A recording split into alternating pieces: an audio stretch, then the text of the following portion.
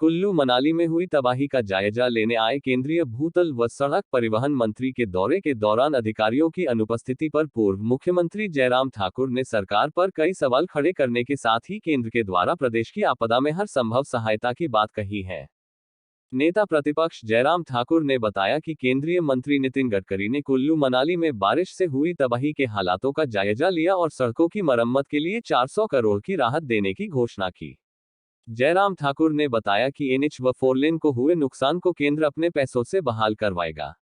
इसके अलावा एनएच के 1 किलोमीटर के दायरे में क्षतिग्रस्त हुए पुलों का निर्माण व मुरम्मत केंद्र स्वयं करवाने जा रहा है।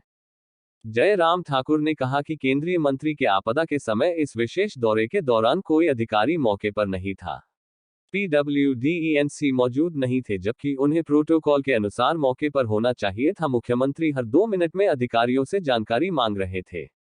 मंत्री व मुख्यमंत्री भले ही मौजूद नहीं रहते, लेकिन अधिकारियों का होना जरूरी था। ये हैरानी की बात है। पंजाब दस्तक के लिए सुरेंद्र राणा की रिपोर्ट।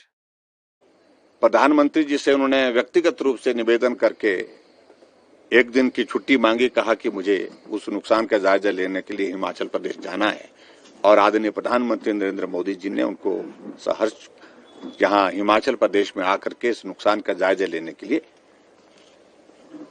कहा था। और कुल्लू में आने के पश्चात नितिन गडकरी जी ने जो घोषणाएं की, उनका मैं स्वागत करता हूं। पहली बात तो उनने एक बात कही कि सड़कों की मरम्मत के लिए 2 तरह की चीजें हैं। एक तो नेशनल हाईवे, और नेशनल हाईवे के साथ साथ में जो 4 लेन है, ये हमारा जिम्मा है। जो भी डैमेजेस हुए हैं वो उन डैमेजेस को हम अपने आप उसकी भरपाई करेंगे, क्योंकि उसका आकलन बन रहा है, उसका असेसमेंट, उसका एस्टिमेशन बनेगा। पहली प्राथमिकता उन्होंने ये कही कि पहले तो जीवन सामान्य परिस्थिति में जो हमारा वहां पर आ जाए चलने का, उसको सुनिश्चित करेंगे, और उसके साथ साथ में और चीजों को लेकर के 4 लेन में जहां डैमेजेस इस तरह के हो गए हैं, उसमें कुछ नई टेक्नोलॉजी के साथ जो है उनको कुछ चीजों का निर्णय करना पड़ेगा। उसके बारे में उन्होंने कहा कि उस पर थोड़ा वक्त जरूर लग सकता है, लेकिन उसके बावजूद पहले तो यातायात हमारा प्रभावी ढंग से चालू हो सके, उस बात को सुनिश्चित करना है। उसके लिए उन्होंने अधिकारियों को मौके पर ही आदेश दिए। और मैंने कहा कि नेशनल हाईवे 4 लेन के बारे में उन्होंने बड़ा स्पष्ट कहा कि जो भी जितना भी खर्च होगा उस खर्च को केंद्र सरकार वहन करेगा, उसमें 2 राय नहीं। और उसके साथ एडिशन और की उन्होंने, और वो एडिशन और की कि नेशनल हाईवे 4 लेन के 1 किलोमीटर के दायरे में जितने भी पुल डैमेज हुए हैं, उन पुलों का निर्माण भी, अगर कोई रिपेयर करना है तो उसका रिपेयर भी हम केंद्र के खर्चे पर करेंगे। मैं उसके लिए पैसे का प्रावधान करूंगा। और उसके अलावा 400 करोड़ रुपए सीआरएफ के तहत उन्होंने हिमाचल प्रदेश को देने की जो घोषणा की, वो एक ऐतिहासिक है। और प्रदेश सरकार को ये भी कहा कि आप काम शुरू करें, इस पैसे की आप चिंता ना करें, तुरंत प्रभाव से इस काम को शुरू करने की आप तैयारी करें, ताकि हम जल्दी से जल्दी यातायात को हिमाचल प्रदेश में सामान्य बना सकें। और मैं उम्मीद करता हूं कि हिमाचल प्रदेश सरकार, क्योंकि अभी तक जो रेस्टोरेशन का जो काम रोड्स का, वो जो गति पकड़नी चाहिए तो वो गति अभी तक नहीं है, उसको तेज करने की आवश्यकता है। और इसके कारण आपने देखा होगा कि सेब के सीजन में अगर सड़क प्रॉपर जल्दी नहीं बन पाती है, चलने लायक नहीं बन पाती है, तो बागबानों को बहुत बड़ी कठिनाई का सामना करना पड़ेगा, उनका सेब नष्ट हो जाएगा। 68 टनलों का निर्माण जो है वो 12,000 करोड़ रुपए की लागत से बनकर के तैयार होगा, ये बात कही है। देखिए, प्रश्न बहुत सारे खड़े हुए हैं और आज से नहीं कि उस दिन से हुए हैं जब से सरकार बनी है।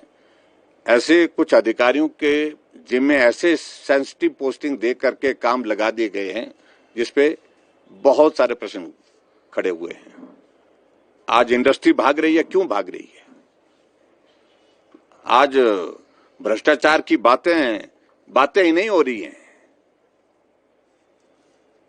मतलब ये परिस्थिति है हिमाचल प्रदेश में, जिसके बारे में बहुत सारी चीजें आने वाले समय में देखने को मिलेगी आपको। भ्रष्टाचार अपनी जो है वो सारी सीमाएं मतलब इस दौर पे पहुंच गए हैं। लेकिन ऐसा था कि हमारी सरकार में थे, लेकिन अभी तो मुख्यमंत्री के चीफ एडवाइजर हैं। प्रश्न तो यहां खड़ा हो रहा है। हमारी सरकार में थे और हमारी सरकार में हमने उनको बदला भी था, ये भी सत्य है। मुझे कल बहुत अफसोस हुआ इस बात को लेकर के। केंद्रीय मंत्री इतनी बड़ी बाढ़ के समय, इतने संकट के समय संसद का सदन छोड़ करके हिमाचल प्रदेश में इस दुख की घड़ी में हमारी मदद करने के लिए आए। लेकिन जो डिसअपॉइंटिंग रहा हमारे लिए,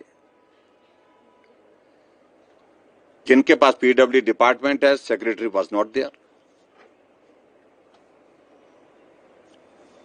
ENC PW was not there. जो भी डिस्कशन हो रही थी, चीफ मिनिस्टर बार बार फोन कर रहे थे, फोन करके उनसे इंफॉर्मेशन ले रहे थे। ये बहुत दुर्भाग्यपूर्ण है मित्रों, छोटी बात नहीं है। जब हम डिस्कशन किए जा रहे थे तो हर दूसरे मिनट फोन करना पड़ रहा था उनको। वो अवेलेबल क्यों नहीं थी? इतनी बड़ी त्रासदी हुई है, इतनी बड़ी घटना हुई है। पीडब्ल्यू डिपार्टमेंट का नुकसान जिस कदर हुआ है और उसमें नुकसान की भरपाई करने के लिए केंद्रीय मंत्री हमारे बीच में यहाँ पर सारा कामकाज छोड़ करके हिमाचल प्रदेश में शिमला में कुल्लू मनाली में पहुंचे, और उसके बावजूद भी पीडब्ल्यू के सेक्रेटरी वहां पर नहीं है। इसका संज्ञान लेना चाहिए। ENC PW was not there. ये गंभीर विषय है। ये रूटीन का ऐसा नहीं था कि भाई कि रूटीन का प्रवास है। वैसे तो होता है कि जब रूटीन का प्रवास भी केंद्रीय मंत्री का होता है, और नितिन गडकरी उनका स्टेचर आप जानते हैं देश में क्या है। कम से कम इस बात का तो एहसास होना चाहिए, जब केंद्रीय मंत्री आ रहे हैं, सेक्रेटरी पीडब्ल्यू स्टेट और ईएनसी, तो उनको चाहे स्टेट के चीफ मिनिस्टर या मिनिस्टर इंचार्ज जो है वो वहां पर भले ही ना हो, लेकिन उनको वहां पर रहना पड़ता प्रोटोकॉल के तहत भी। लेकिन नहीं थे। मैंने पूछा भी, बात गोलमोल कर दी गई।